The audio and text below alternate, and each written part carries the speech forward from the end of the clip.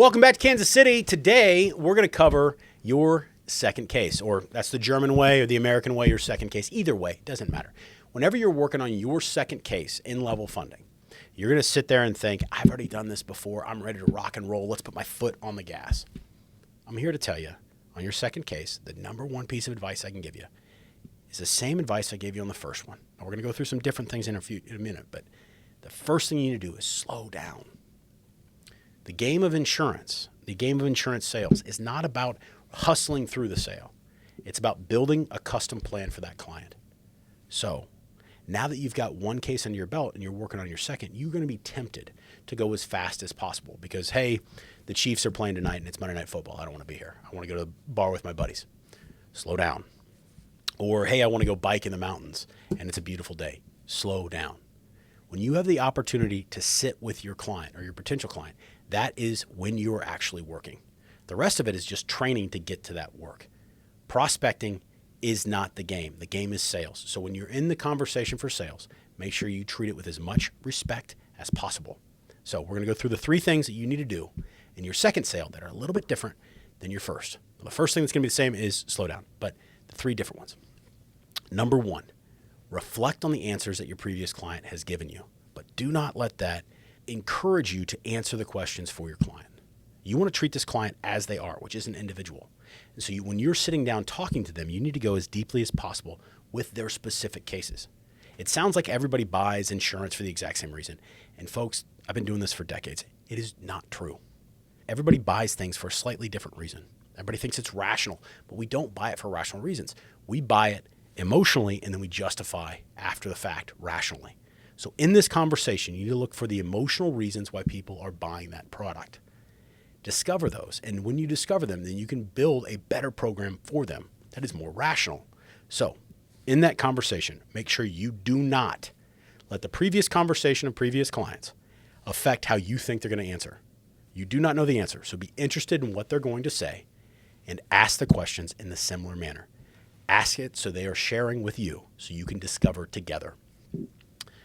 Change number two. You're going to be tempted in the second moment to just go with the same carrier. And I know this is going to hurt ATA a bit, but I'd rather you be an excellent broker than just work with ATA. Be very careful about only placing your business with one TPA or one carrier. Each carrier is going to be a slightly different game. Each carrier is going to be slightly better or slightly worse at certain things. And that's why you need to discover with your client. So whenever you get your rates back from your general agent, you're going to be tempted to only go with one player. And if you only go with ATA, man, I love you. And we're great. Don't get me wrong. I am very proud of our company, but we're not the best fit every time. So make sure you are exploring other options for your clients because a different carrier may have a better option for you than the carrier you placed your first business with. So thing number two you need to keep in mind on your second case is make sure you're looking at more than just one player. All right. Part number one, make sure you're not answering the client's questions for them. Make sure you are actually listening to what they're saying and what they're communicating. Number two, make sure that you're looking at more than just one carrier. General agents have a suite of people that they play with. Usually it's 3, 4, maybe 5. And all of those are going to be excellent at certain things. Your general agent is going to know which ones are better at certain things. Ask them. They are a resource. That brings up number 3. And this is something that people, as they become more and more versed in something, there's almost a trench to it. So as they become more and more versed, when they think they're competent but they're not, they are going to be very reticent to say, I don't know. Get rid of that resistance of saying that. The biggest thing you can do is make a mistake of promising something you can't deliver. So in your second, third, fourth sales of level funded programs, make sure you still go in with humility. It doesn't matter how long you've been doing something, you can always learn.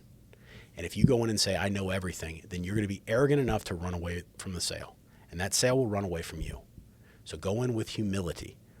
Now, that's countered with one simple piece, which is respect yourself and make sure that you are setting the table like you should on every case that we covered in the last video. But those are the 3 big things that you need to keep in mind. A, stay humble. B, be weary of putting yourself on the exact same track for every single case.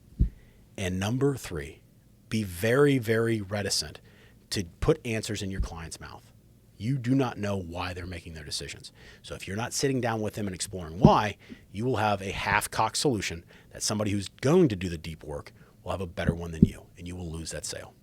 So those are the big things that you're going to see. Those are the big differences that you see from the first case to the cases as you're developing your professional practice as a custom builder of level funded plans. With that, if you're fighting for Main Street, man, I love you. Keep going out there, doing the hard work, and building a life that you can be proud of and that makes your town a little bit stronger. All right, we'll see you.